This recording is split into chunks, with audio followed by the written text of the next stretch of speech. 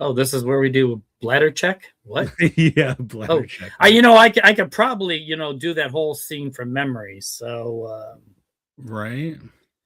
Have you gotten that far in your binging of Big Bang Theory? On which part? Sorry, I was dealing with some technical issues. Yeah, that's like season 9 or 10. It's pretty deep in where that particular scene happens. No, I think I'm on season 5, but yeah, let's get. We have somebody waiting. Yeah, we do. Let's get the show started. Spectre 2 reporting in. This is Vanessa Marshall, and I play Hera Syndulla on Star Wars Rebels. You're listening to the Hyperspace Heroes Podcast. That's no moon. Take it from Brown Mullet 34. And now, on with the show. Time for bladder check. Check. Check. Check. Wait. Screw it. I'm holding it.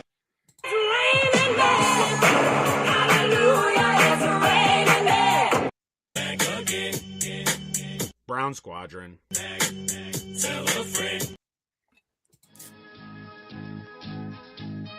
Podcasting, the final audio frontier. These are the legends of Brown Squadron. Our computer is picking up a strange signal. Here, sir, you better take a look at it. The ongoing mission? To explore the Star Wars universe and other nerd culture topics. To seek new content and new cantinas, bars, and lounges. To boldly annoy Scruffy by making too many bad jokes. Welcome to the Hyperspace Heroes Podcast.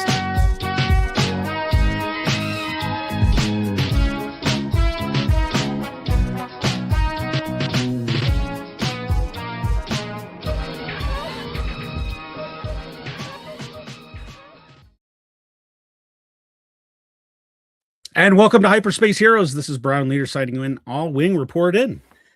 Brown 4 droid base signing in. And can I just ask, are we officially broadcasting from Hoth now?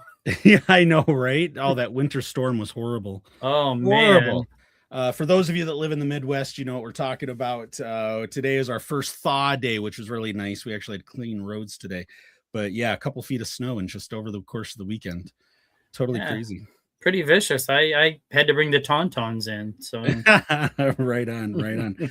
Well, okay. So, Scruffy's on assignment again. He's going a little loony tonight. But we've got another guest in store for tonight. You know, last week we had a stuntman, an actor, performer, Star Wars performer on. This week, same again. We've got an amazing actor, podcaster, producer, does stunts. And a fellow Northern Michigander, actually, right with us from the East Coast of Michigan. So, over 112 credits on his IMDb. You've seen him in tons and tons of stuff. John Wick, Gen V, Fear the Walking Dead. And then, of course, where we know him best is from Star Wars, Book of Boba Fett, and Mandalorian, most of all. He played Paz Vizla. He is the performance artist that did Paz Vizla. But one of my favorite roles, actually, and I looked this up, DB, he's actually listed in the credits as Alpha Trawler from episode 1, season 1 of Mando, where he harasses Mando right in that cantina right at the beginning of the start of the show. Loved it. He's been on my radar ever since I saw him do that role. Absolutely loved it. And I'm sure someone will chime in tonight with Achuto Mendo in the comments. But that's we've got Tait Fletcher with us tonight, so let's go ahead and bring him on. Tait, welcome to the show. Welcome. Great to be here. Thanks. Yeah, welcome. We'll just get right into it. So first question we always ask our guests, what does Star Wars mean to you? We start with the easy stuff. Yeah, it's a broadly explored question for sure. Mm-hmm. I just think it's one of the most special productions that's ever been made. You look what George Lucas has done, and he's woven a living mythology into decades of existence. Though it's the only thing we have in the art form that is really indicative of that, except for maybe Lord of the Rings to some extent. Yeah, it's been a vital and important show, I think, for a lot of reasons, for many people, for many generations, and for many to come. Right on. Yeah, absolutely. He broke down the whole mythology and put it, in a modern form. It's amazing. I have to totally agree with you. Yeah, and I love what Filoni and Favreau have done with it. I mean, they've arced that in that same kind of way.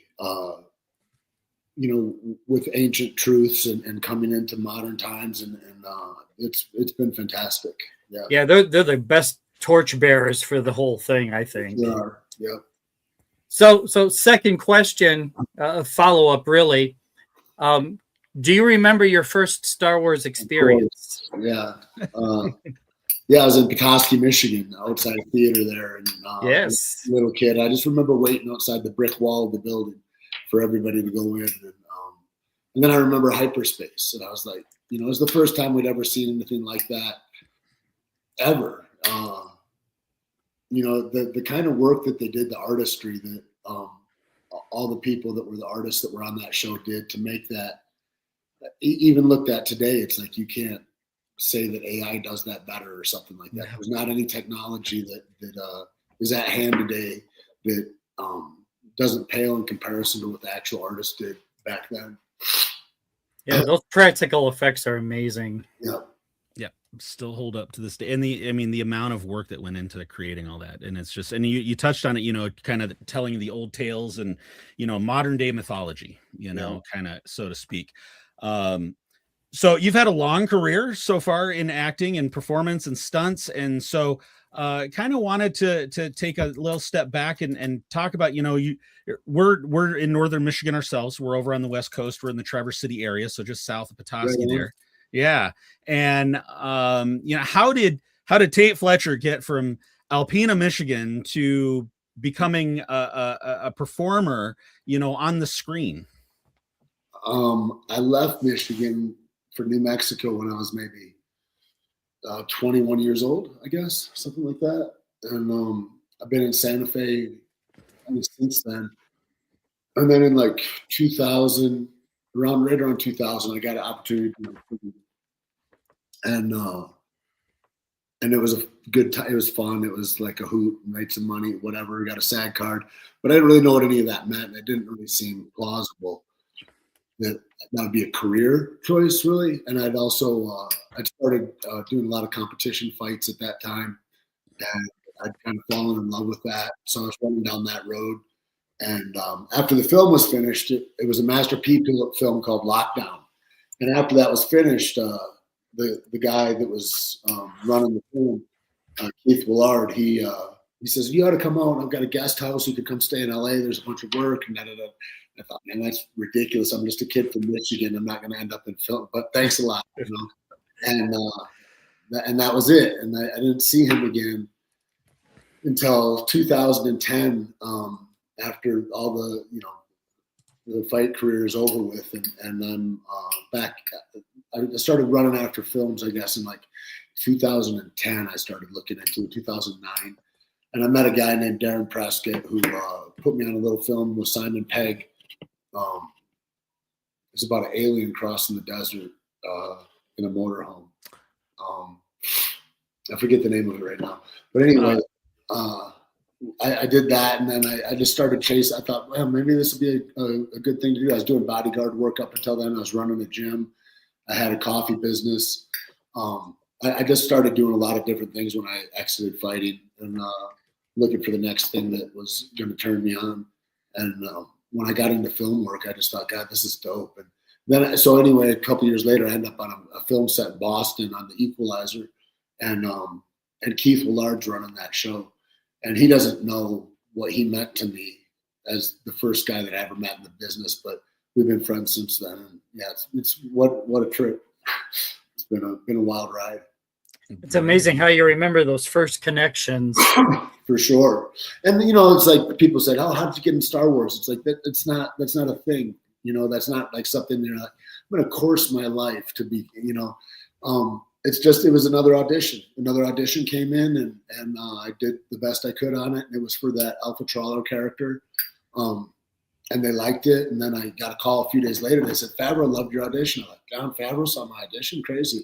Because you don't know what it's for. It's all a mystery. Yeah, we hear that a lot. Yep. It's very closed-mouthed. And so they said, well, we needed to go out and we need to build this costume for you. And so you need to go out to Legacy Effects, and they start measuring everything and building this suit around me. And they don't know what it's for. Like, nobody knows what any of this is. It was a heavy bounty hunter, I think, was what they were talking about as my character, because they had different characters that they had to build. And so that's how they would differentiate. And so went out there 3-4 times, and they're masters of craft. You walk in there and it's just like, there's a guy carving a dinosaur foot out of wax, and there's the Shape of Water guy is in a big stand in the forum on the entryway. All the guys from Modern Warfare or whatever are coming down over the ceiling. Darth Vader and some stormtroopers, they have them full-sized walking down the hallway. It's a crazy place. And all these people are just absorbed in the work, all these different artists. And that's where we started to build Paz. That's cool. That's very cool. Yeah. So, and the movie was Paul. That was the name of the the alien movie. And so what I didn't realize that you had done some fighting. What kind of was it? I fought mixed martial arts for a while. I started out, I fought in a group called the Dog Brothers, which was a full contact stick fight crew that they wanted to see what was true about the efficacy of their sport.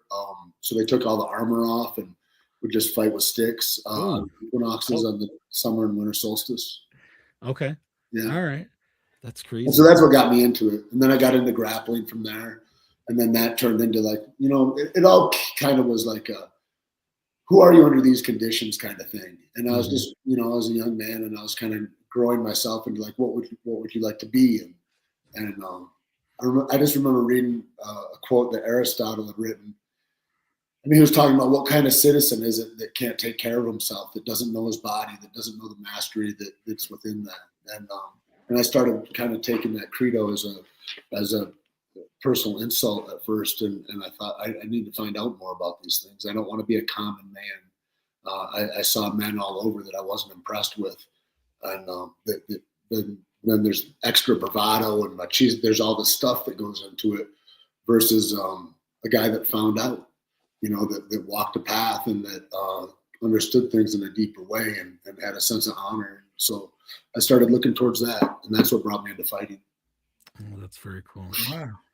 That's very cool. And I know you talk a lot about that on are you still doing your podcast, Pirate Radio? Pirate Life Radio had stopped. I stopped that maybe in 2019 or something like that, I think was the last episode. But my partner Keith Jardine and I fought together for a long time. And we trained together for years, and we both are segued into films together basically. And so we do a Broken Ear podcast is the name of our podcast. Broken Ear. Okay. Broken Ear. And we've been doing that. We've got maybe just 10 or 15 episodes out or something like that. Well, that's cool. Yeah. I happened to come across like the last episode of Pirate Life Radio, and I was enthralled by it. I was like, wow, this is really good.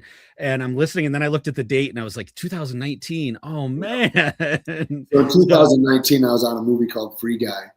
And I ended up with a pretty bad injury, a closed head injury, from work on that show, and that kind of arced my life in a whole different way as far as just can you recover from traumatic brain injury? Oh man! So there's a lot of relearning and stuff. So 2019, everything kind of shut down in a broad way for me, and different things evolved. Right, yeah. So was that personal discipline you learned with the fighting and the that inner sense of inner spirit that really kind of helped you during that recovery time? It was helpful to a degree. I can't. The people that I've just been fortunate with, the people that have loved me in my life, and people that came through and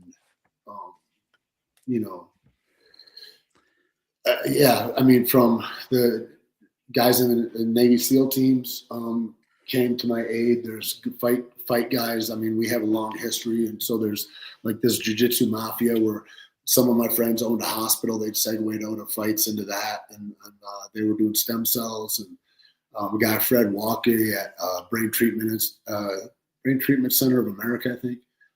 They did MERT therapy with me, which was like you shoot magnets into your head. Hundreds of hours of hyperbaric chambers. There's all kinds of things, but the one thing we know is that untreated brain injury ends in usually suicide. Yeah, and we see that all the time from a lot of guys in explosions and stuff like that. But I think it's 22 a day of veterans that routinely kill themselves, and it's avoidable. But you don't know it's avoidable because they call it an invisible injury, and you don't even know when you're hurt for a long time. Yeah. And so, like I said, I was fortunate that I had people around me. That's amazing. That's amazing. Sorry, thank you for sharing that. Really appreciate it. Sorry, I got the sniffles and stuff. I'm coming off. I think I had COVID this week. Oh wow. Oh. Yeah. So it's all good. All good, brother. Anyways, we're all human. Yeah, exactly. So chime over to the chat really quick. So Max Rebo, welcome to the show. Achuto Mando. Yep, that's the line. That's the line that did it for me. I remember seeing you on the screen for that. Max Rebo again, cherry capital of the world, talking about Traverse City. Right on. That's my favorite place to fly into Michigan. Isn't it? It's beautiful. It's like you're flying into somebody's living room. It's the best airport. Right. And that, funny enough, that's how I ended up in Traverse City. Was I came up for the flight program up here. And you're absolutely right. It's a beautiful area, and especially when you get up there in a little 4-seater just flying around. It is absolutely. Yeah. So a question from Star Wars Hunter 1899. Who was one of your mentors in the industry? In the film industry? Yes. Yeah. Darren Prescott is probably Darren and Wade Allen, they'd done a lot to kind of put me on game and introduced me to guys and got me excited about like this was a possibility. And he's one of the guys too that I was on John Wick because of Darren probably. And that was a crazy thing because all like there's 8 or 10 guys that were on the Matrix that all came back together to make John Wick happen and possible. And led of course by Dave Leitch and Chad Stahelski, but guys like that are tremendous. What Dave and Chad did in that it was nobody done anything like that before, where these guys are stuntmen for Keanu, Brad Pitt over the years and just worked in action design and stuff for films, for choreography, and a lot of the beautiful fights that you see all through action films are mainly because of the guys like that. And they busted the ceiling on that you're only at this level. And they became directors, and now they both produce everything. 8711 North is, I think, responsible for Bullet Train, Fall Guy, Roadhouse, Atomic Blonde, like all that stuff happened and just right after John Wick. And then Chad took 8711 and he started doing all the sequels to John Wick since then. And I think I think he's the one that just did Highlander also. So those guys are, you give guys that are hardworking guys that know commitment and discipline a chance, and then bang, you look at the results, and it's just all A+. Those guys are pretty big names and titles you're throwing around there. So that's that's who they are. Right. Go ahead, DB. You want the very best in the business. It's like you go to those guys that know all the intricacies of the business and that can deliver that and have delivered that with their own bodies. And then trained other guys how to deliver that with their bodies, with that kind of discipline and aesthetic. So this is a really broad question, but what's the difference to you between stunt work and, say, a character that you get to create? I mean, do you go to a film knowing which angle you're taking, or?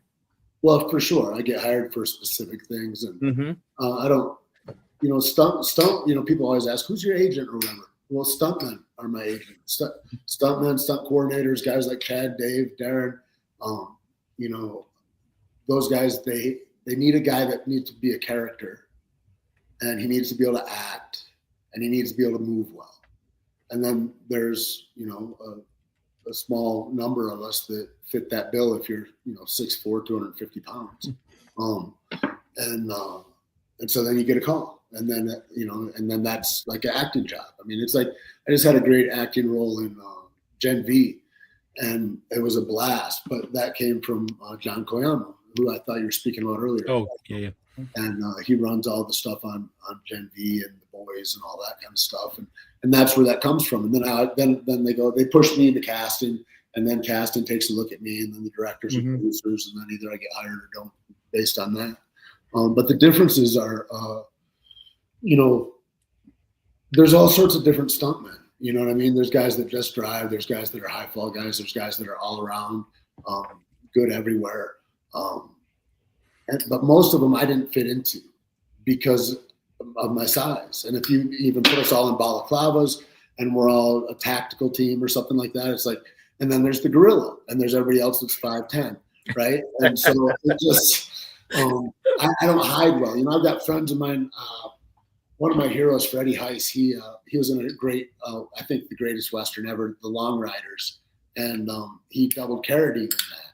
And he came in on a horse as Carradine, and he shoots himself off a roof because he's a bad guy. And so, and a lot of stunt guys are interchangeable like that. The same guy that robbed the bank is the same guy that was the security guard that got shot, is the same guy that's driving the taxi outside. I mean, and so I knew early on that I had to become a character, that I needed to learn how to act and learn how to play to the camera in a way that was suitable for the job that I was looking for. Right on. I was watching Sicario the other day. I'd never watched that, and all of a sudden I heard this voice, and it's part of the I think it's after that first getting back across the border scene, and right. and you were part of Delta Force, I think, in that group, right? And it was uncredited, but all of a sudden I heard your voice, and I knew it from uncredited. How dare they? According to IMDb, and who knows if that's right? It's on the internet, right? But yeah, I heard your voice because I knew it from Mando, and I'm like, hey, that's Tait. And I instantly, I'm looking for the biggest guy in the group, and there you were, and I was like, all right, that's it. Yeah, right in front of the car. Yeah, yeah, it was great. Yeah, the director came up to me, Denis, and he was like, there's like 4 of us there. There's me and like 4 Chicano guys, and he goes, any of you guys speak Spanish? And I defer to, and none of those, they're like, no. And I go, I can, what do you need? After everybody else said no. And I don't speak Spanish very well, but I knew it was going to be a couple of lines. And he says, just show me your fucking hands. Get out of the fucking car or whatever, something simple. And I go, okay, cool. And then, I was teaching jiu-jitsu still at the time. And I still do sometimes now, but, so I call a couple of my guys. I text them and I go, "Hey, dude, I need to know how to say this. Show me your hands. Get out of the fucking car." And they write it back, and I go, "No, I need it phonetically. I need, and, so that's how that all came about. Anyway. Yeah, that's hilarious. Yeah, you say yes and you make it work. That's most of my life is like that. Like I can do that though. And you throw your hat over the fence, and then it's like, now you got to wear your hat. Like, let's go. Yeah, I love it. That's the part I love. I love the problem solving under fire. Is that kind of a life philosophy for you then? It's become that, man. It's to be relentless in your pursuit of these things. It's like you can't respect the obstacles too much. Right on. DB, did you have a follow-up? I think I cut. Well, we're talking about learning Spanish phonetically.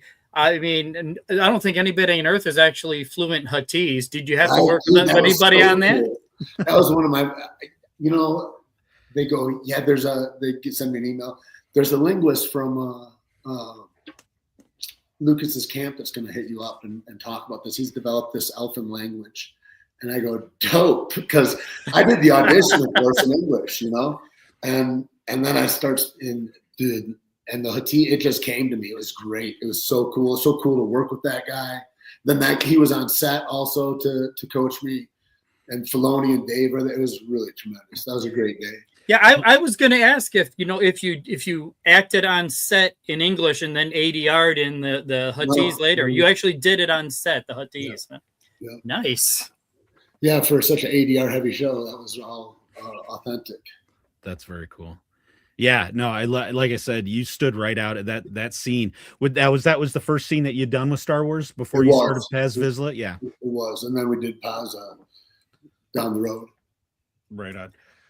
So we got a couple questions from the chat. So for Max Rebo, who's tougher, Paz Vizla or Cara Dune? Come on, we all know.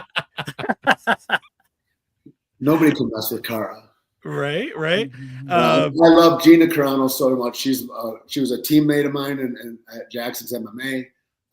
She's the sweetest person ever. She's one of those people. She's like Brennan Wayne in this way. If anybody got a crossword to say about them, like those people are funny or this, all I know is you're funny.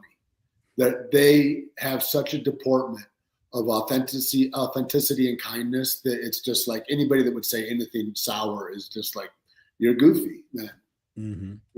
And that's what I thought about all of it. About when Disney came at her like that, I was like, "Here's $1 billion in a woman in an era of women's rights and stuff. Here's $1 billion company that's going to try to crush this woman, and you're going to have her mama wake up and read these nasty things that aren't true, that you have no basis for." It was a crazy slant. I'm so glad that she won that case. Mm-hmm. Yeah, right on. Anyway, yeah, she's fantastic. She's about to fight Ronda Rousey in a big comeback fight, which will be interesting to see. That will be. Looks great. Yeah. They look in great shape. Yeah, I'm excited for that. Right on. Now, when you get hired for, like, when you got, whether it's Mando or something else where you're going to be doing action, are you just always staying in shape for these roles when they pop up, or do you have to kind of jump in to get back in, or to work your shape up to be ready for the stunts before you get into the actual filming? Be in shape your whole life. This is a lifestyle. Life, and your style of your life dictates what your entry level into what position you'd like to be in, and everybody thinks they're a victim of that. Chad Stahelski, the guy that I was talking about earlier about 8711, I just knew they call him the Dark Lord sometimes in the business. He's very, very stoic and stern, and he's got the best poker face, right? One of the kindest guys I know also, but he just doesn't play because there's so many people that play around. And I just knew that if I walk in the room and Chad says, "Hey, dude, take your shirt off. I need to double a guy." And he wants to see if I got abs or not. And that's the audition, bro. There's no getting ready for that. You either are the thing or you're an imposter. And Chad doesn't want any imposters around. And so he just taught me to always be ready. Him and Randy Couture. Randy Couture was fighting for a 5-round title fight. And he was aged at the time. He was, 44 or something like that. And somebody asked him, they said, "So can you get in? How long does it take you to get in shape, to your fight camp for this?" He goes, "There's no getting in shape. That's in my 20s. I have to stay in shape, and then I have to get skill acquisition. It's a waste of time to get into shape. Something that I could be doing already, that's shameful. Let's go." Right on. So then the next part of that is when you do get hired into production, how long, what's a typical time to do the choreography and the the practice work for the actual filming? Like, say something like something high energy, like a John Wick or something. What is that like, in terms of your the prep on that side of it? The magic of that thing is like you hire the right people. Mm-hmm. And so for John, they did tremendous. I was in the room a couple of times with Keanu when we were training judo and stuff. And what a hardest worker. Him and Tom Cruise, probably the hardest working guys that are huge actors. But that is for his benefit, right?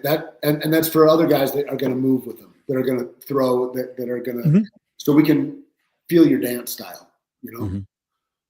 But everybody that's there, that's hired on a job like that, you're hired because you can make it happen right now. And because you've got that creative aspect, you're a martial artist already.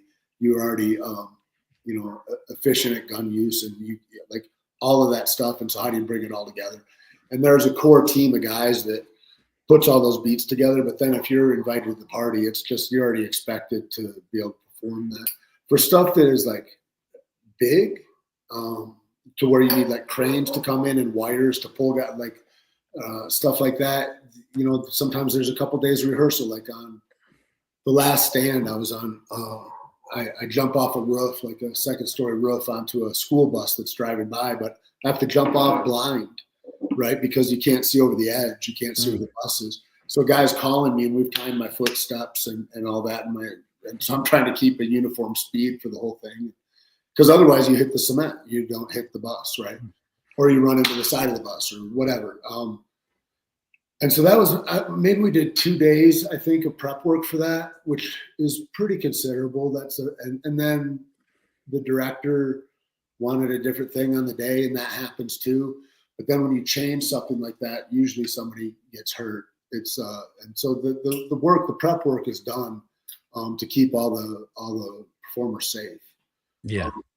We did a lot of prep work in Gen V, with a lot of big fight scenes, and sort of work all those things out. Maybe we put a couple weeks of work into this one scene that went together. But I fight like 8 different people in that scene, and so all those people are on wires at certain times, throwing them through pillars and through walls and stuff.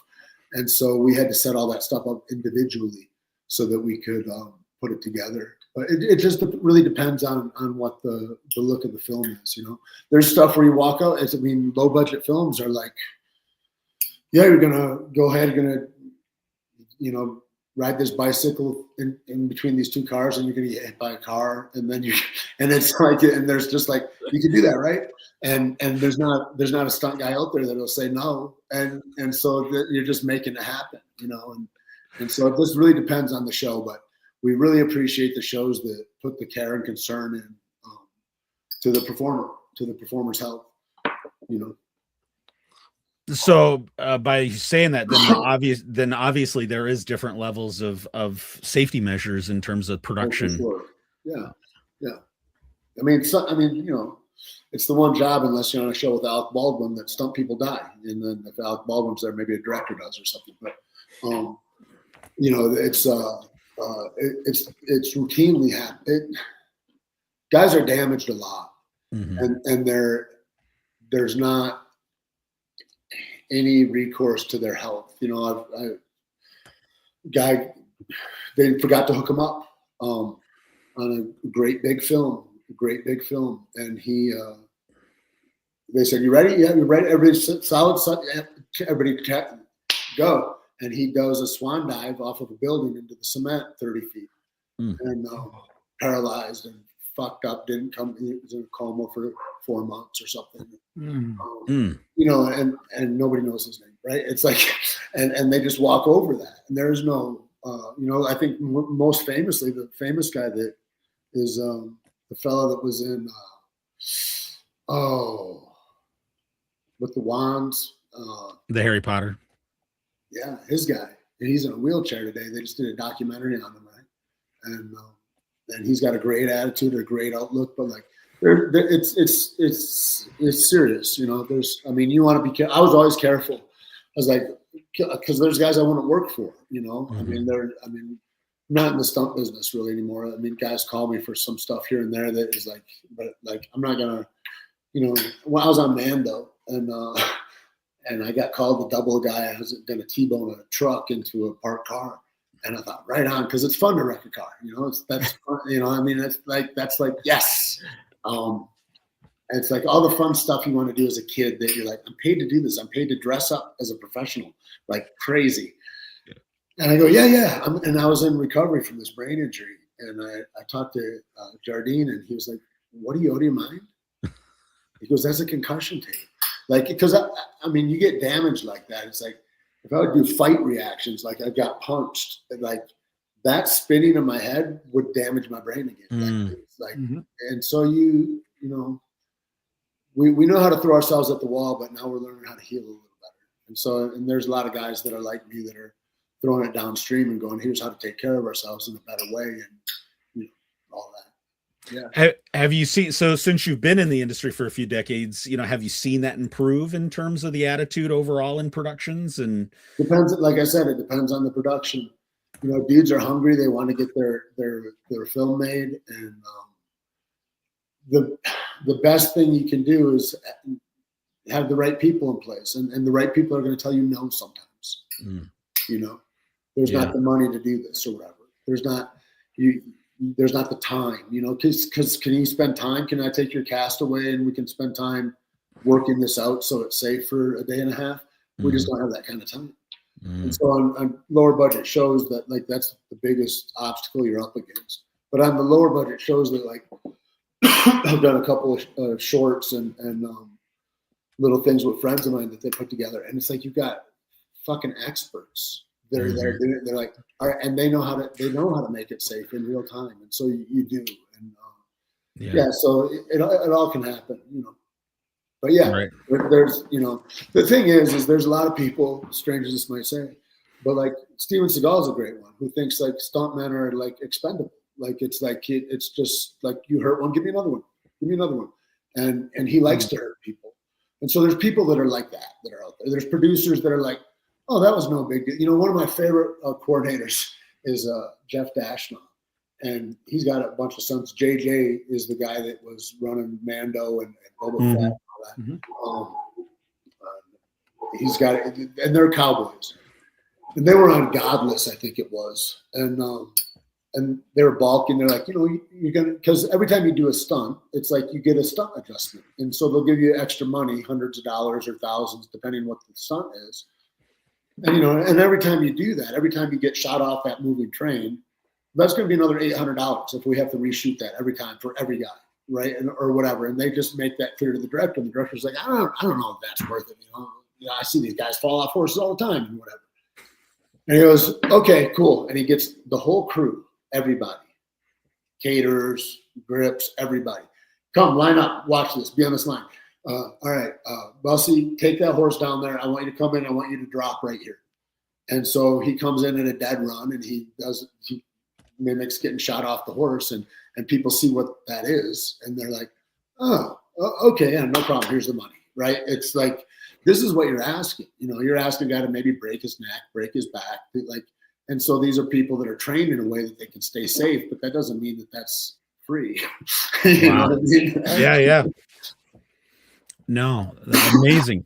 Thank you for peeling back the curtain a little bit. That's it's like anybody that thinks about it can see it. It's like we've never been, there's no stuntmen that have ever been in a category at the Oscars. They're for makeup, for wardrobe, for everything, for everything. Except for the guys that are going to be, and I think for a long time they wanted that hidden, right? That when we went from talkies became a thing out of silent movie era, the MGM, like the big studios, they didn't want that because they didn't want a marquee person to be powerful. They wanted the studio to be powerful, and so they didn't even want to name people until they go, oh my God, Charlie Chaplin's a star or whatever, Buster is a star. And so they go, well, we could get money from that then. And then that's when that started happening. But I think that was a throwback too, to like, if John Wayne's not doing his stunts, then he's not John Wayne. And so they wanted to keep the mystique of that. But still today in 2026, it's like there's no stunt category at the Oscars, right? Yeah. That's crazy. It's hilarious. It's hilarious. And they're like, we want everything to be open. We want everything to be equity, a land of equity. And it's like, just a lot of lip service, and it's wild. It's a wild, yeah. You make me think of Tait is, way back in the early '80s when the original Fall Guy was a TV show with Lee Majors, and the theme song which Lee Majors sang was called "The Unknown Stuntman." I don't know if you're familiar with that song, but the whole thing is about how, hey, this is a faceless, nameless guy who's making all these stars look good. Yep, that was buddy, I forget his name, but there's a stuntman that's why he was friends with producers and stuff, and he made all that happen. Yeah, right on. So all right, we got a question from the chat. What was it like working with Jon Favreau on the set with the volume? It was great. He's real creative. There's a lot of people I think that want to direct and they have a certain thing they want it all to look like. But one thing that was really indicative of, I think, who John is. I worked for him on Avengers too, and everybody was super cool. Like, because if you weren't cool, like, and there's people in my industry that they're known as screamers, right? And that's just how they communicate. And if you were one of those, dude, you don't have a job anymore on Avengers. Like that, he's just not having it, and it's not conducive to good work or good performance or anything. And so I appreciated him just mildly back then from all that. But that really carried over when I saw it's a masterclass to be on set with that guy. Every morning he comes, he walks you through what's going on and how he thinks the scene ought to go. And then I remember one time Carl Weathers was like, he goes, well, what about this? I think that we should know how to work this out. And John goes, man, I think you guys will work that out. That's what will happen. He goes, that's where the magic comes in. You guys are going to go over this and you're going to do this and you're going to find something there. And I can't tell you what that is. And that thing of a guy that's like painting the painting, that's going, inspiration is God coming through the brush. Like, I don't control that. I don't know what that is. And that's what John would leave room for. And I really appreciated that a lot about him. That's cool. Well, what a neat way of putting it. Right on. Right on. So you mentioned you got to work with Carl then. Yeah.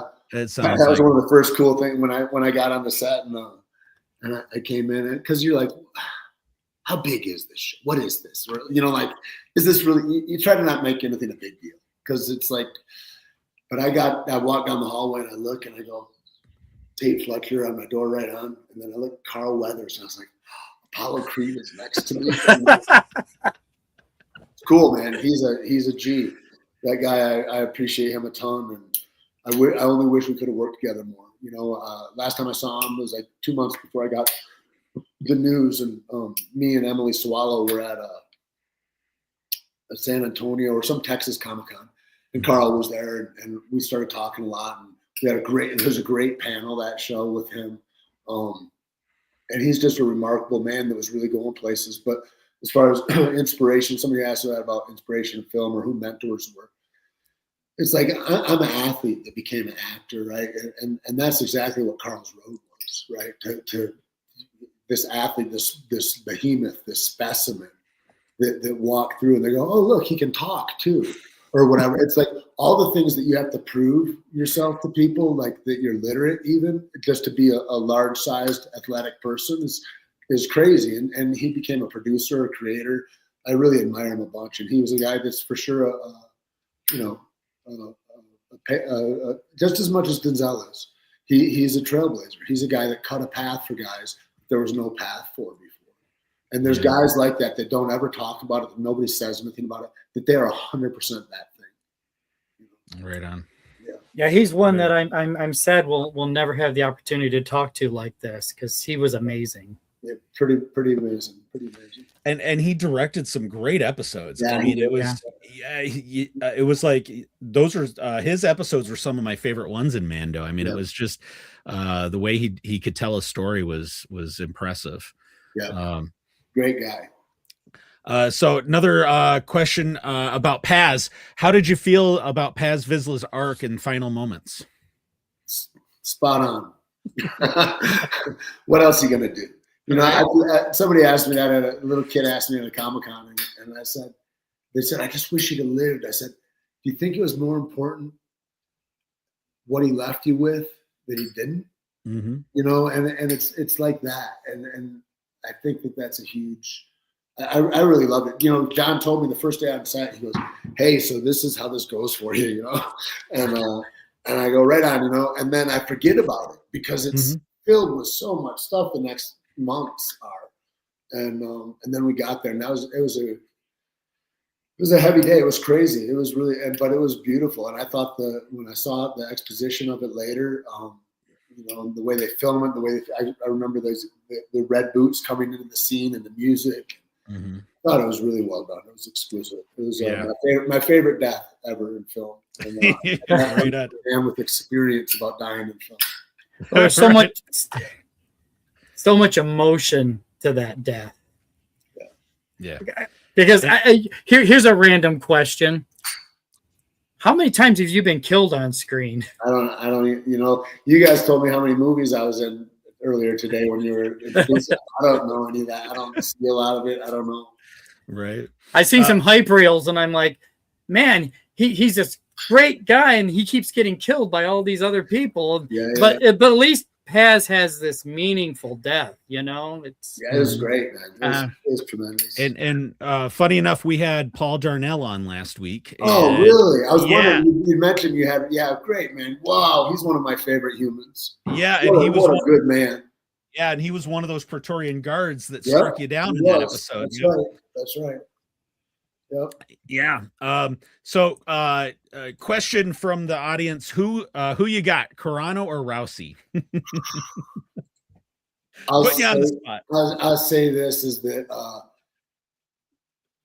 Gina will take care of herself standing, but I don't know that you can remain standing with Ronda Rousey, who she's an Olympian, and she's got a lot more current rounds in an octagon, and that matters. Gina is coming back. Is it 20 years since her last fight? I mean, it's a crazy thing they're doing, and I think there's a lot of reasons for it, but I don't know. I don't think that Ronda would want to stand with her, and I don't think that Gina has an ability on the ground to be able to withstand what would come, because Ronda's excellent. Right on. But I don't know. It's anybody. We'll see. I'm excited to watch it. Anything can happen. Yeah. So another question for the group. What is it like seeing yourself as an action figure, and do you collect anything? I've got so one of the sponsors that I had was this knife company back in the MMA days. And then the guy that was the contact for that he hit me up after I got this job. He goes, "Hey dude, I'm working at a Sideshow now." And so Sideshow Collectibles, I've got a room full of stuff of that I don't collect anything, but I just had, it means something to me that Andy sent it to. You know what I mean? It's like I don't have display walls or anything like that, but I've got a lot of stuff. Yeah. And then I've got, I do have a display of like all the coins that guys give me, like from the different garrisons and stuff. Mandalorian Mercs and the 501st is like, man, I didn't have any idea what a honor it would be to be amongst Star Wars fans. I didn't know what Star Wars fans were. I'd never been to a Comic-Con. I don't know any of that. Like I'm a grown adult, you know what I mean? And then I go out there and I hear about these guys that are changing lives in cancer hospitals around the world. I go to Belgium, I go to Australia, I go to Germany. It's the same. These 501st guys come out strong, and they're there to help. And it's really a tip of my hat, man. It's an amazing outfit. Yeah, and it's cool to be just not, I don't do anything. I mean, just to be next to them is amazing. Yeah. I just went to a Star Wars night at the Grand Rapids Hockey Griffins. They had their Star Wars night, and Mando Mercs were there. 501st was there, and just super cool. And they're so great with the fans, and they're good people for sure. They're tremendous, and what I love about them the most is they've got fucking standards. It's like you can't just show up in your suit you put together. It's like they have specific specifications, and if you don't meet those, kick rocks. Like you're not ready yet. You don't care. You obviously don't care enough, and that's I love that, man. That's beautiful. Yeah. The barrier to entry is excellence. That's great. Right. Yeah. Right. So I wanted to touch base because one of the connections that we had was there. We had artist Dwayne Koiwina on last year, and he's part of a group called the Return of the Force, which is all Native American artists that do Star Wars art, but in their traditional styles. And I know you had attended some events that they had done, and I got that hoodie. Yep. Yeah. Dude. I went to up in Durango, and he put an event on up there, and he says if you could make it, whatever. And so we drove up there. It was tremendous, dude, to see Boba Fett out of birch tree armor and just it was incredible, man. There's the stuff, the artists that came out, because he's tangent to a lot of these different artists that are out there that are just amazing. Yeah, it's a good group, and I wanted to give them a shout out because I know they were friends of yours as well. And speaking of which, right there. Yeah, there. That's what I was just gonna say is the scale that the art is incredible, and some of it is just massive. Yeah, it's good stuff. I mean, it was just it's such a cool niche, and there's the Boba, Yep. I hope they take the show on the road because he's been to a lot of cities. I think he went to Detroit, Chicago. He's in Phoenix a bunch, but it's something that. I hope there's a videographer out there that's filming it, that puts it together. You know, there's a ton of stuff in the First Americans that they've got a whole their own version of Star Wars that they made. There's a ton of that goes on. You know, it's the rebel cause of uprising and standing up for yourself and finding your freedom and your voice, and it's all of that. It's incredible. It's incredible. And so, what does Star Wars mean to me? Fuck, I don't know. I don't know, because it's way bigger than my little tiny finite mind can imagine. The way it hits hearts of kids that come through, the way it hits artists. I mean, what does it mean? It might mean everything. I just don't know. I'm too small to have an answer for that that's sufficient. No, we've asked a lot of people that question, and there's no wrong answer. I mean, it's and like you said, it could mean everything, and it impacts everybody differently, right? It's that time in your life where you enter the Star Wars universe. Somebody said, "What do you call the first Star Wars?" I said, "It's called Star Wars." And then some younger kid goes, "No, it's whatever." And I was like, "Bro," I go, "Oh, this is all about when you're born." And so if you're born in the 90s, the first things you see is, the next three of the trilogy. And the first three you're watching historically, right? Because you got turned on by these other things. And I thought, wow, that is interesting. And then that explained to me, I was like, I never knew there were fans of the Empire. I was like, that's a trip to me. Like the first time I got hip to that, I was like behind a white Forerunner that looks like a stormtrooper, and it's got and I was like, that's wild, dude. So you're friends of you want to be the oppressor. It's like, what, that's the vision that I'm looking at from as a 55-year-old man, Right. Yeah. It's all when we entered the fandom, and what was going on in our lives and what was going on in the world. You don't understand. Darth Vader was hurt. I'm like, I don't care. He's still a villain. Yeah. Sorry, Hayden. I know it's. Yeah. Anyways. Right on, DB. I'm so lost. I forgot my question. Shoot. We got time. It's the internet. It goes on forever, unfortunately. It does. I've got a question from the chat, and which is, if you could pick a character to play in Star Wars, what type of character would you want to play? Something that you haven't done before. I'm already 2 characters in Star Wars, guys. No, what I always say is, like, they're said, if you want to play something else, being a Jedi would be cool. But like, what I really like is blanking on it, the Bad Batch. Okay. And to play the Wrecker, I think would be a lot of fun. Oh, you'd be a great Wrecker. Oh, yeah. Yeah. Right on. That's cool. Okay. I remembered my question because we started talking. You were talking about being at Comic-Cons. Do you do a lot of the con circuit? I've been to a bunch. This year's been light. I haven't traveled a whole lot. I think I went to Florida maybe 6 months ago or something like that. I'm going to go out to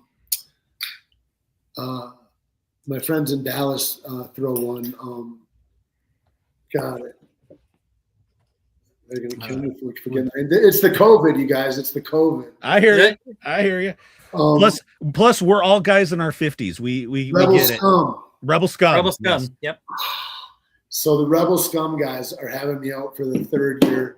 I was at their first one, and then I went to their second one, and then I'm going to go out and I'm going to have my own booth. I'm going to have a booth of caveman coffee stuff, and kind of promote my coffee brand a little bit and be there to sign and all that. And I think Giancarlo will be there. I think it's got a rockin', but that's not till August, I think. Yeah. Mm-hmm. Yeah.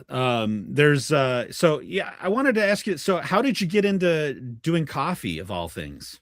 Like coffee, threw my hat over the fence. I think you open up your interest and the gods go, oh, he's interested in this. It's kind of like if you go, I need to buy a car. And I think I want to get a Camry, maybe a white Camry. And then at the next stoplight, all you see is Camrys. I mean, It's like, I think what you bring in your consciousness kind of starts to come out in a way. And so me and Jardine were just always big into coffee. And then we meet these Colombian guys that have their own farm down in Colombia that they had to run. They had to run from Escobar's kidnap squads because they owned a plantation farm, right? And so you're a rich kid, so that was part of the hustle in Colombia. And so, that's how I got into it. Was met those guys. They turned me on to roast. We had a mad education with it, man. We just went deep in the rabbit hole of sustainable rainforest alliance, how this has grown, where it comes from, and why it matters. And so, we got deeply into coffee. And the company's been going, I don't know, more than 10 years now anyway. Yeah. Who's the creative force behind your ads? I saw a commercial with the interview. Oh, yeah. That's so you guys heard of Ozzy Osbourne? Mm-hmm. Might have heard of him, yeah. So his son Jack is now a partner of ours at Caveman too, and so he came. Okay. So he's doing a lot of that stuff right now. He and Keith and myself. That's cool. Yeah. I saw that commercial where you were being interviewed. Oh, for the IT position, dude, that was great. That was actually my buddies at Black Rifle Coffee. They said, "Hey, will you come and shoot this thing with us?" And that wasn't Caveman Coffee. Okay, I thought that was a different thing, but another great company. But that was a blast. The Black Rifle Coffee commercial with me. If you guys haven't seen it, you should look at that. It's hilarious. It's so right good. It's so right good. On. They do great ads, man. They were fantastic. No, that's a good group all together. Yeah. My apologies for confusing the two companies. No worries, man. Happens a lot. Right on. All right. So as we start to wrap up, Tait, so somebody that's thinking about getting into the industry, what would your recommendations be? Depends what they want to do. Do you want to be a carpenter, an electrician, a DP, a grip? It just depends what you want to do. Mm-hmm. If somebody wanted to be a creative inside of it, do it where you are. Start.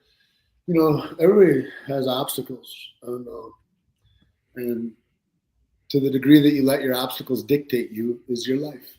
Mm-hmm. And so everybody has can't is a lie, right? People, I can't because of kids or because of this or that. There's no fence around where you are. You can go, you can be anywhere. It's America for now. And most people, when they want to be behind the camera doing what I am in front of the camera rather than behind the camera, it's like you need to, if you want to be in films, be where they make films. You've got to be in the hustle. People got to know. It's not like nobody's discovered. People work hard and they hire their friends. Mm-hmm. And they hire people that are competent. And then a guy like me goes, "Oh, dude, this guy is a badass gymnast and fucking he and whatever." And so I'm helping a lot of guys get SAG cards in that way and stuff like that. But you've got to be in it. And if it's what your heart is, what I would say is be in the creation. You don't have agency in this life if you're not in the creation. If you don't own your IP, right now, how crazy is it right now that is it Matthew McConaughey? Somebody big just bought their likeness so that if they were used in a film with AI, that it would be copyright infringement. They'd have to pay them. You have to copyright your body and voice nowadays. This is a crazy industry. This whole world, we're going over the edge, guys. If you want to get in the movies, you're shooting at the wrong baskets. It's like this whole thing is. Anyways, but you can write stories, and I think writing stories is important. And I think you can go film those stories, and you can think about how that creation looks. And so wherever you are, Thunder Bay Theater up in Alpena, Michigan is. There's kids up there that are creating stories and that are putting stories on. every week, and get with wherever is in your community until you get a little bit of a skill set. Because, I asked a guy one time, I asked Chris Pratt, and I asked Vincent D'Onofrio the same question. They gave me the same answer at different times. And I go, what can I do to become a better actor? And, to build my competency. And because I'm always looking to that, And well, here's a couple guys been around for a minute. They ought to know, right? And they both said the same thing to me. They said, you gotta get in front of a director that lets you play on camera, and that'll let you go a little bit, and that's the only way. Mm-hmm. There's not and not to say there's not classes and stuff like that, but it's like, and they both allowed. This is a shitty thing to tell you because you can't contrive that situation to happen, but you can. You got an iPhone and you got your friends, and you can go and you can film and you can see what that looks like. It's like any fighter. How do you get better? You watch fight tape of them sometimes, but of yourself. Mm-hmm. How do I get better movement? How is my footwork garbage? Like, are my hands trash? What are my towels? What am I doing? You don't know until you study yourself. And you cannot be inside the picture and have an idea objectively of what the picture looks like. Mm-hmm. It's impossible. So we have to have these ideas of what skill transfer is. What does it look like to become better? It's like, well, you have to be astute enough to look at yourself, which is a hard thing to do anyway. I mean, I remember the first time I heard my voice on an answering machine back in the day. I was like, I don't sound like that. Like, it's embarrassing, right? But you got to get over yourself. And so how do you, what I say to anybody, like, back to the question of like, what do you want to do to get into it?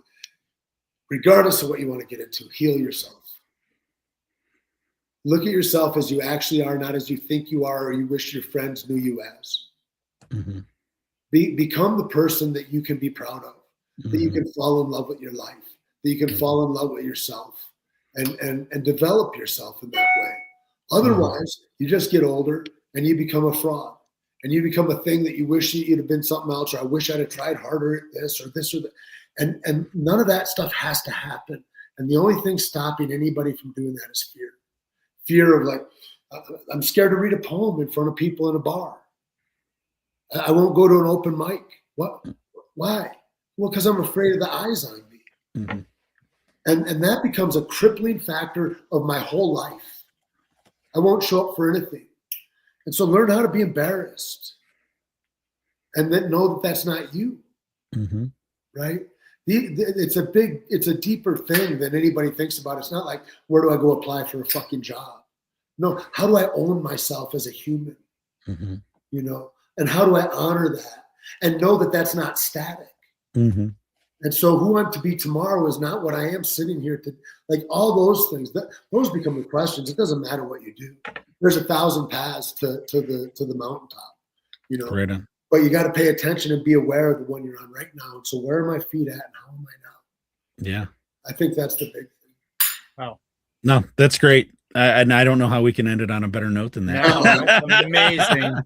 No, you're absolutely right. I mean, it's, and you never stop either, right? I mean, you never stop. Yeah. I mean, we're all in the same age bracket here. If you're going to hang around, if you want to be something, if I want to be a soccer player, I'm going to go hang around soccer players. And guess what? Eventually I'll get the ball. Mm-hmm. If I want to be a doctor, go hang around, do some doctor shit. And I'm at med school. Eventually, I'm going to, you know what I mean? It's like these are the things. I put myself in that's what it is. Put myself in the conversation. Mm-hmm. I can be a spectator or I can be a participant. Mm-hmm. And the spectator becomes a critic, right? Mm-hmm. Critic over sweat, he's never sweated. Mm-hmm. Blood, he's never bled. Mm-hmm. Or you can be a participant and go, oh, this is the experience of life. Mm-hmm. This is how life is occurring for me. Wow, this is interesting. And you're just right there. Yeah. And then I don't care how anybody, I got no criticism about how anybody else dances. We're all given your own dance in this life. Do it how you want. Oh, he's doing it like that. That's interesting. Mm-hmm. How do I get free of anger and jealousy or envy or hatred? Like that. Mm-hmm. Like just by acknowledging, oh, I'm doing it this way. He's doing it that. That's interesting. Mm-hmm.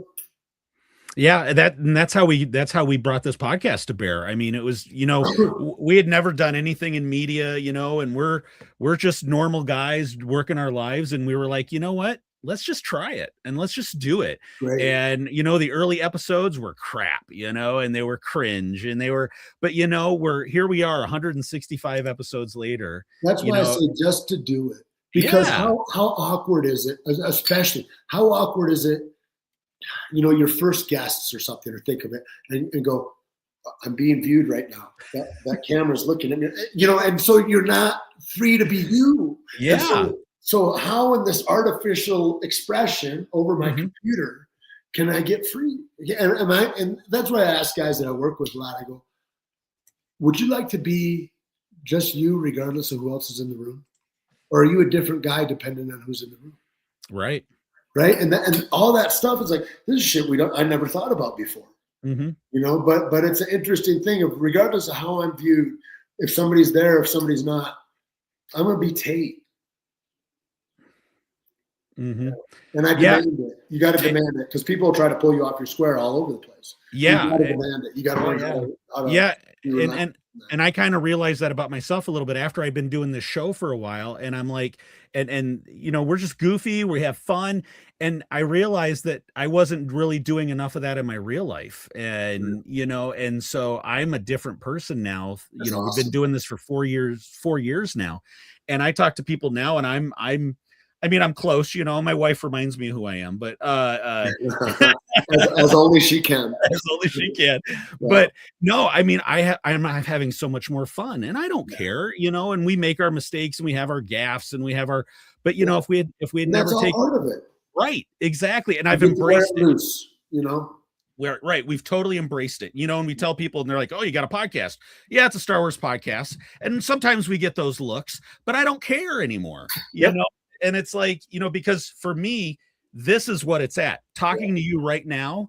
And we've talked about Star Wars, sure, but we've talked about life and we've talked about philosophy and we've talked about, and that's really for me where the journey's been. And I hear you. I totally hear you. The only people I care about what they think about is people that are doing it. Everybody that's not doing it is going to have an opinion on it. I was like, exactly. Oh, what? Exactly. It just can't matter. Right. But if you're in the game, man, then you're excited and go, oh God, this is fucking rad. They're in the game, Yeah. If we had never taken these steps, a couple of years ago, I got to interview Billy D. Williams. Wow. Right. Oh. I got to talk to 3 of the pilots from the Trench Run in A New Hope. Wedge and Biggs and Gold Leader. And if I had never taken those steps, if we had never taken those steps, we would have never been in that position. And that's what it is. Fear holds me back. And I have no idea that I'm even in a hallway full of doors and all these different doors could open at any time and change everything. But fear keeps me in the corner. Yep. And that's that thing. How do I get free? And that's what I had to do because we would we would go to this convention every year in Nashville, and we started talking to other podcasters and networking, and that's how I got a hold of your representative, and I just had to go. I just had to do it. And, and we started getting more interviews because people would just be like, you want to do it? And 4 years ago, I would have been too nervous, and now I'm right.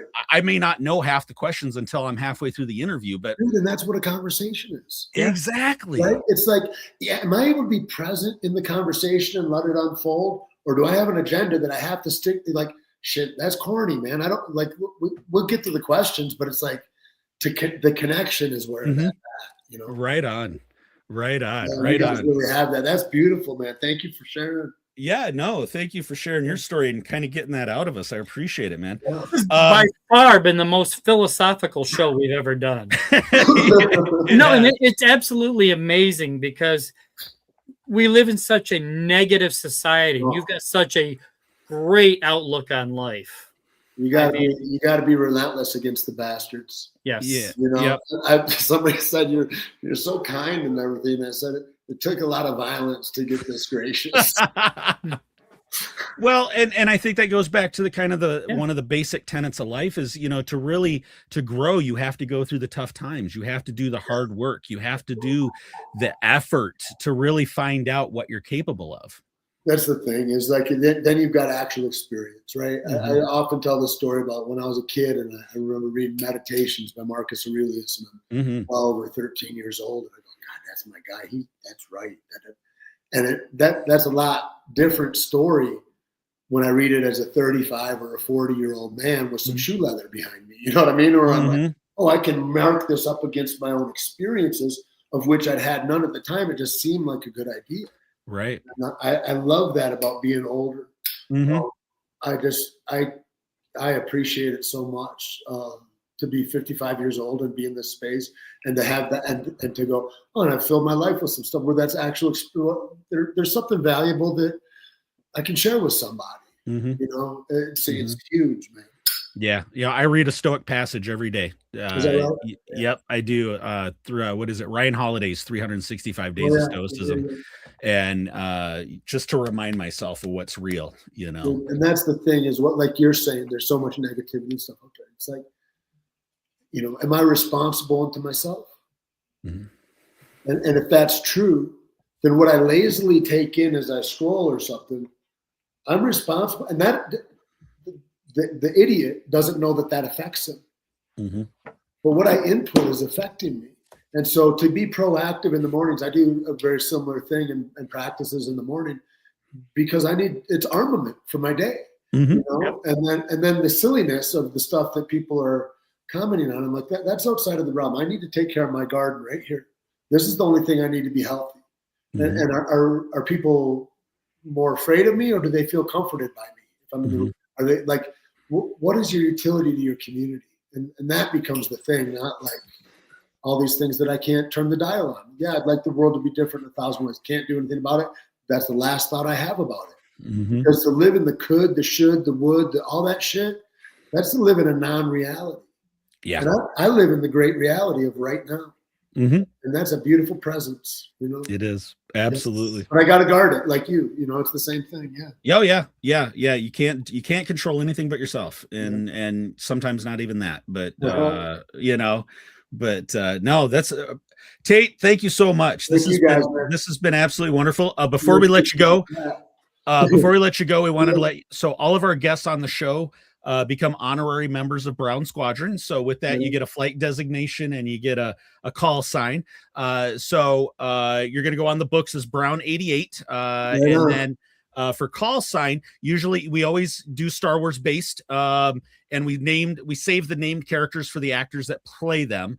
But so, you know, obviously, you know, if you wanted call sign Paz or Vizla or even Alpha might be kind of fun. You know, after the Alpha Trawler that you played originally, you know, we like to give you a choice.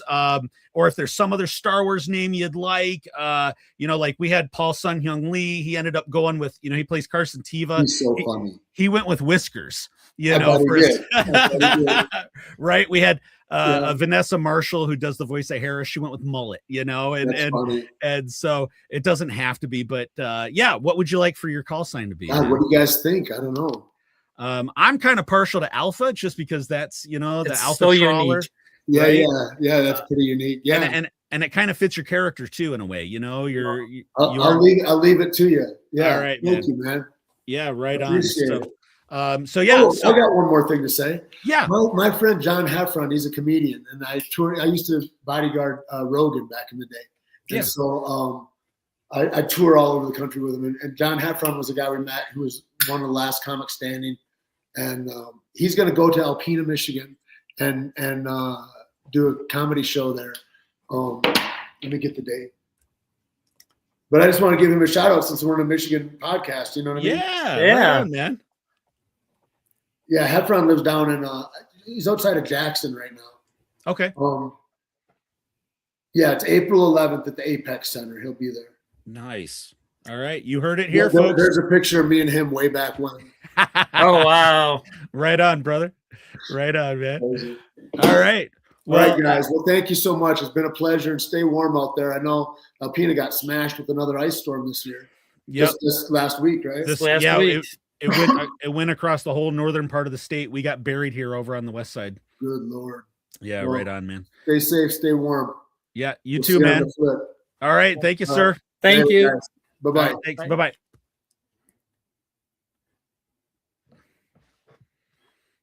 All right. Wow. That was crazy, huh? Wow. Right? Man. I thought we were going to be talking about, taking falls from buildings and taking swings at other stuntmen. And he's quoting Aristotle. Right, right. Wow. Right. And Marcus Aurelius. Yeah. Who knew we'd go down the Stoic road, man? Wow. Yeah. That was cool. That was way cool. I'm great. sorry Scruffy missed it. No kidding, man. No kidding. My banner fell. I can't believe that during the show. Hold on one second.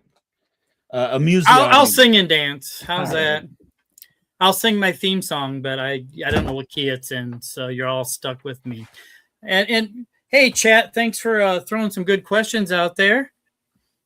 We didn't get to ask all of them, but we're missing some of our regulars tonight. But Star Wars Hunter 1899, thank you. Good questions. And unboxing. Unboxing says something about you guys think you're normal. Yeah. All right. Oh, Brown Leader, you got to come back here. Unboxing is tearing me up. I'll fix that next. I'll fix that after the show. Anyway. Unboxing's tearing me up. Look at some of the chat. He says, you guys think you're normal because you said we're just normal guys. I know, right? I saw that. Yeah. So thanks, Unboxing. Caveman. We could have gone with Caveman. That would have been a good one too. That would have been a great one. Star for Wars. him. So, Scruffy misses quite a few lately. Yeah. Well, unfortunately, we've got to pay the bills. So this show does not. I have not gotten around to starting a Patreon. I don't think we could even support ourselves on Patreon. But yeah, my OnlyFans is not doing well. Right. And then DB quotes writing on the bathroom stalls, right? Yeah. So yeah, that was Tait Fletcher, man. I mean, how great was that? What a fun show. That was, man, we've had like 3-4 good shows in a row with just exciting people. 3 good guests, and Scruffy was a guest one time, Yeah. And speaking of guests, so next week we have another guest booked.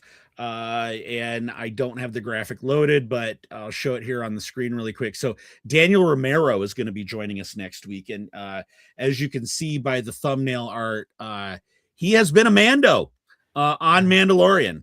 So our friend Star Wars Hunter 1899 has hooked us up with a few more leads. And again, thank you, sir. I can't thank you enough. And Daniel is going to be the first of those guests that's going to be joining us. He's joining us next week. I'm still working on reaching out to the others and securing dates for them as well. But man, I don't know where I think we just do our segments and wrap up the show because I don't know where we go after that. Let's go to Collection Corner because I have something special. All right, let's do that. And I'm kind of, in a way, I'm kind of glad he got off because I was going to be embarrassed to do in Collection Corner in front of him. But but then again, he says you got to be who you are, right? So yeah. I feel like I got some really good life advice out of him tonight. And he's younger than me. I'm taking advice from younger people. So just saying. I want it all. Keep your time to a proxy gram. I want it all. And I want it great now. I want it all. Yeah. Brown Squadron. I love that intro bit. Yeah, no, that's good. Good stuff. And we don't get banned in Belarus. I will say though, okay, so we got a strike, not a strike, but a partial ban a couple episodes back, when in Russia again, when we were showing, remember when we were showing that, we were bragging about Carbonites and we were showing his Instagram stuff, and he had that one long, like 12-minute one that he did, well, the music in that is copyrighted. So we got a partial, I want to say it was Supertramp or something, which is hilarious. But was that from YouTube got a warning, or was it really like Russia? YouTube, that we were being partially blocked in Russia because of that music. Я говорю по-русски. So Collection Corner. DB, what you got? Okay. I'm going to hold off on my big Kokomo purchases that I warned you guys about last week. But in honor of tonight's guest, Oh yeah. This Right was on, on man. special on the Amazon this week. And look, I'm opening it. Not as violently as Brown Leader, but I have saved it. Whoa, I am full screen. What'd you do to me there? I thought you were going to unbox on camera, so I was. I am unboxing, and there he is. Oh yeah. There he is, Paz Paz Vizla. Vizla. So, I didn't know if he was going to stay on long enough for me to show this, but yeah, that's Right that epic hero line. Mm-hmm. It's a good starter line, or if Mhm. you're in your 50s, it's the affordable line. Mm-hmm. So that's all I'm going to show you tonight is my Paz Vizla in honor of Tait. Right on.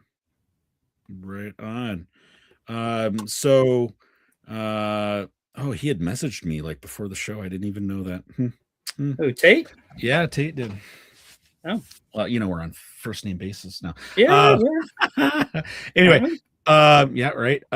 So a few more comments. See, look, he's got a flamethrower too, man. Look at that. Ooh, there you go. We will back to regular size. So unboxing, I finally finished my Obi-Wan Kenobi Black Series collection. Nice. Oh, we need pictures unboxing. We do. Max Rebo experience. You should see if Lisa Gabe, the female Shriek Hawk Mando, on the show. Oh yeah. We'll have to somehow bring track it. down Yeah. her agent. And then unboxing. At least DB knows how to open boxes properly. Yeah. See, I can still reclose my box. Right. So look, I have a female in that group too. I don't know if she has a name. There you go. Mandalorian Warrior. Yeah. The final from unboxing, the final figures for my Obi-Wan Kenobi collection will be in my next video, which is becoming live tonight. Yep. Yeah. Yay. When you get done watching us, flip over on YouTube. Unboxing usually does drop his episodes around the time that we're airing. So definitely go give that a watch. I usually watch it the next morning as I'm getting ready for work. So yeah, follow unboxing and watch his videos. We had two more announcements from ICCC. So first one yesterday, they released that Carol De Silva is going to be at ICCC. So all you prequel fans, you definitely want to go down, and again, another reason to go to Nashville, Murfreesboro in June. Beautiful weather, beautiful time of the year, and you get to see Carol De Silva. And now the next guest that just dropped right before the show, Lateef Crowder is coming to ICCC. That is on my list. So Lateef Crowder, also one of the performance artists that is in the Mando suit. You know what a big fan I am of all the guys that wear that suit. He is a lot of the hand-to-hand fighting, the parkour style stuff, the stunts that Mando does. So I'm guessing that it was probably him. Remember in when there was that one video game level of when they were raiding Moff Gideon's base, and he has to go through each individual trooper one by one, and he powers up with a new weapon every time. Very video game-esque. And I'm guessing that was Lateef. But here's the thing I'm excited for. So as longtime viewers know, I've got the Gentle Giant Mando. And last time when we got to meet Brendan Wayne, he autographed it, and Brendan Wayne, I can bring you in warm. And he said he left the quote like that so that because my goal is to get every person that wore the suit to autograph this, because it's such a large, action figure. And so he said that, get to Lateef and Lateef will finish the quote. So ICCC, here I come, because this is my chance to get that quote, to have him finish that quote, which is going to be absolutely phenomenal. So can't wait to get that set up and see Lateef down there. That's going to be very, very, very, very cool for me. So wanted to do those two announcements really quick. From Max Rebo Experience, 2 more Carbonites for Vincent. Yep. We need that set to be taken down to Nashville. Vincent, man, you need to do the ICCC set. And then unboxing. I need to make another video about my Carbonites. I got 3 more boxes to go through. Axe Wolves. Yep. And then, so if you follow us on Instagram, I went to so we live in Michigan, as you probably know by this episode already. And we live about 2 hours north of the nearest city, which is Grand Rapids. They have the farm team for the junior team for the Red Wings, Detroit Red Wings, Grand Rapids Griffins, and they were doing their annual Star Wars night. And my son bought tickets. He and I drove down. We hooked up with Brownie One and went to the game. Had an absolute time. If you want to see pictures, as mentioned earlier when talking to Tait, 501st was there, Mando Merckx. There was a cantina performer there that was hilarious. He was actually one of my favorites because he was just being all sorts of goofy and just having fun. Because in the end, that's what Star Wars is about. But if you want to see pictures of myself and the boys, including Brownie One, check over onto the Instagram or our Twitter. I posted them on both of those, and I think they might be on Facebook as well. But one of the things that they had, so they were raising funds for youth hockey in Grand Rapids, right? And so they had some pretty inexpensive items that you could buy. Their mascot is a griffin, obviously. And so they had this Vader-esque Griff bobblehead that we got. I got one for myself and each for the boys. And then they had $5 lightsabers, which was very cool. And to see the whole arena lit up, right? Every time the exciting things, and you see lightsabers waving all around the arena was pretty dope. And funny story. So we're sitting there. We had good seats. My son got us like front row seats in the upper bowl, so we had unobstructed view. It was really cool.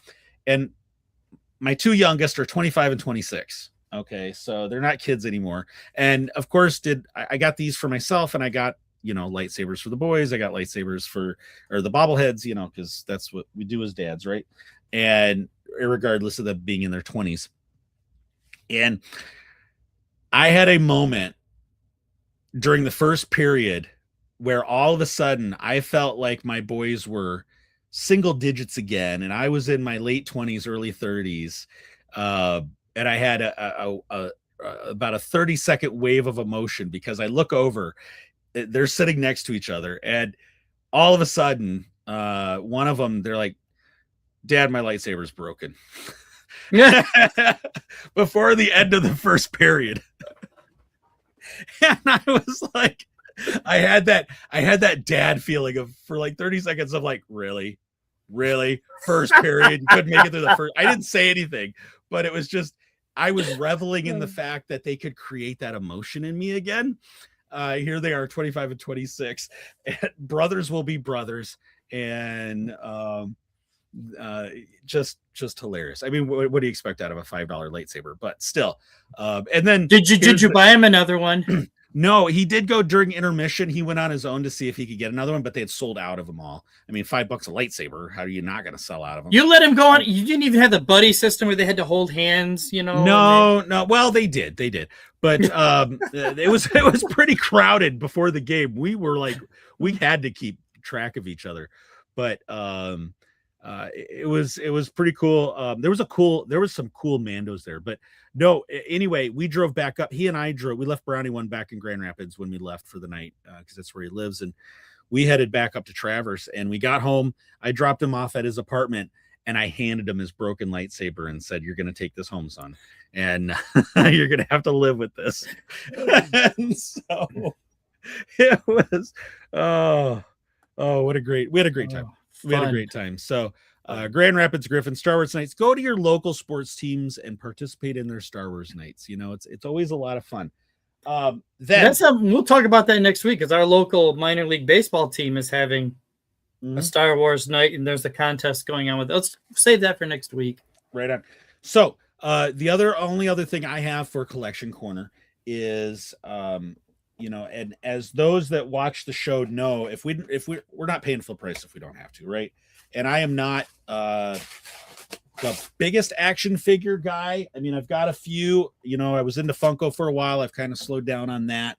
I'm really more into art, as you can see. I love my different forms of Star Wars art, but I broke down. I was the thrill of being on the hunt. Not that I was hunting, but I was doing my weekly grocery shopping. I was in one of the stores. Of course, I happened to walk through the toy section. Was looking. Our local stores don't carry as much up here. And so it's extremely rare for us to find something in the wild. And I found one of the brand new Mandos from the movie, one of these sets, with all the accessories, and the little Grogu that actually clings onto his back. And I paid full price. Sometimes we have to do that. And I'm just like, but you guys know how I am about Mando. And it's the one where he clings to his back, right? And so I picked that up, finished my grocery shopping. Then I had run some stuff over to my mom's because she needed some things. And then I was about ready to head home, and the Mrs. Brown leader was like, well, can you stop by the same store again and grab something for me? And I was like, okay, fine. Oh, you did not. I know where this is going. So I bought two. You're one of us, right? So, and why did I buy two? So I could open one. So I'll be opening this more fully after the show, but or no, maybe not. Maybe I'll just open it now. But yeah, I did do the deed, and here he is. Here, I'll make this bigger so everybody can see. So here he is, and the cape is cloth. Nice. Which is very cool. Love all of the attachments that he comes with, which was another reason. But let's see if I can, while we're here, let's pull Mando out. And this guy is going to stay. Yes, unboxing. Let's get him. How does he attach on? What does he sit on his shoulder like a parrot? I'm not quite sure how he does that. So, yeah. Oh, is there a little spot for him to hook his? I'm not quite sure. Give it to any 4-year-old. They'll have it figured out. Right. So there is that. There is that. Instructions on how to do it. Because no, you're a man. You don't read instructions. Oh, okay, that's fine. Right on. And we'll make this smaller because nobody wants to see me anymore. But yeah, I'll figure it out. I'll get it figured out somehow. So, his feet do not move, but his hands do. And yeah, I don't know. I'll figure it out.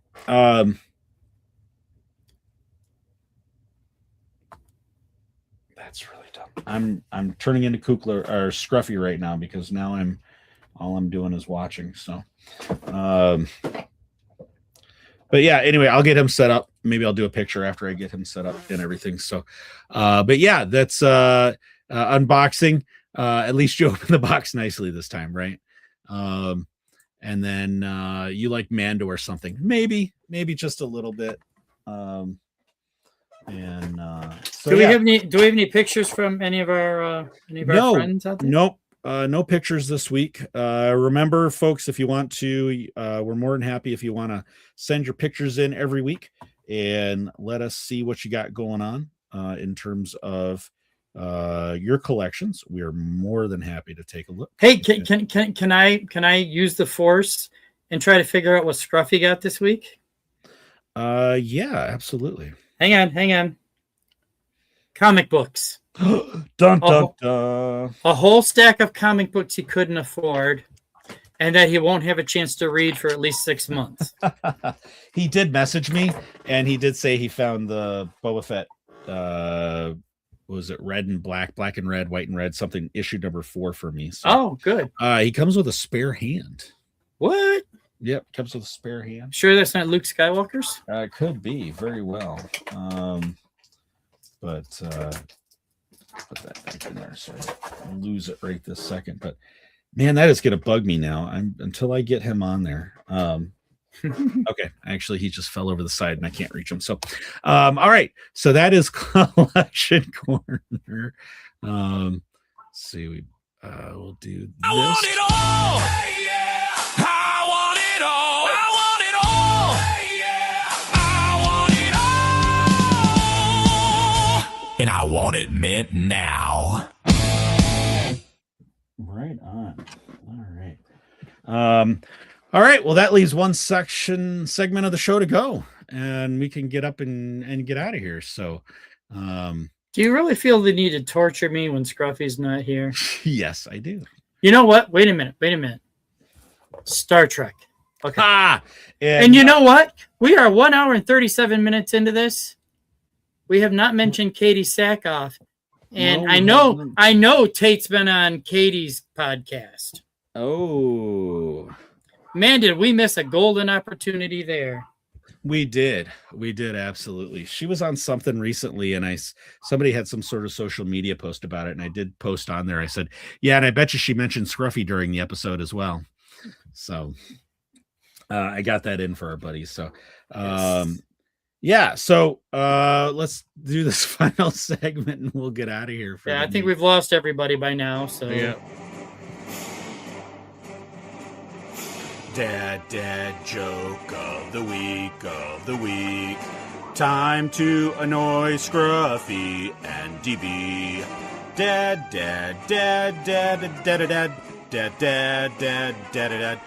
joke of the week.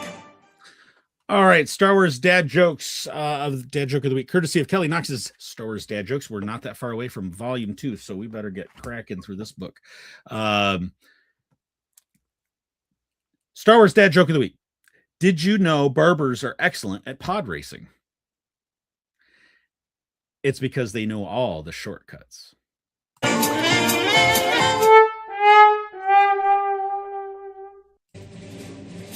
That was Dad Joke of the Week the week.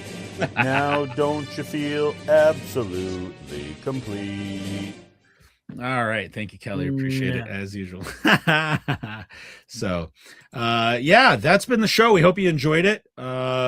This is Brown Squadron, Hyperspace Heroes. You can follow us on all the socials.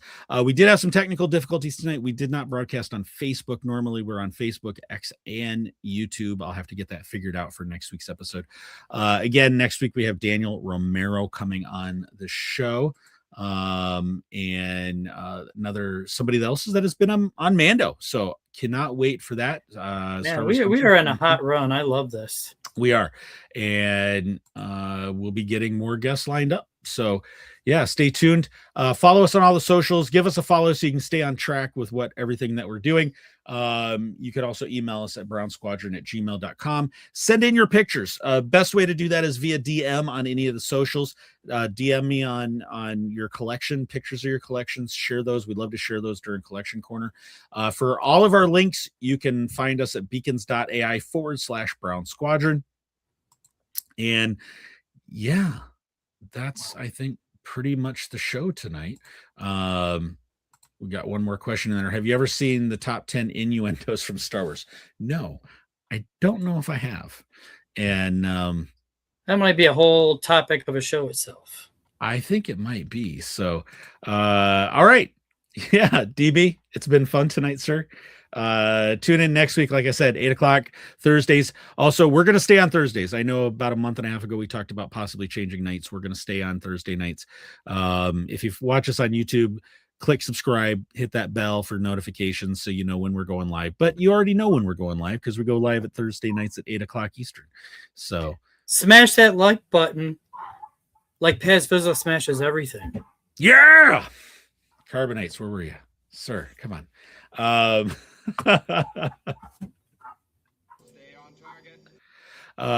So yeah, all right. You know what? I think to quote Marcus Aurelius, we've been done here, so we out of here. We out of here. We out of here. All right. This is Brad Leader signing off for the crew. You have been listening and watching Hyperspace Heroes. That's no moon.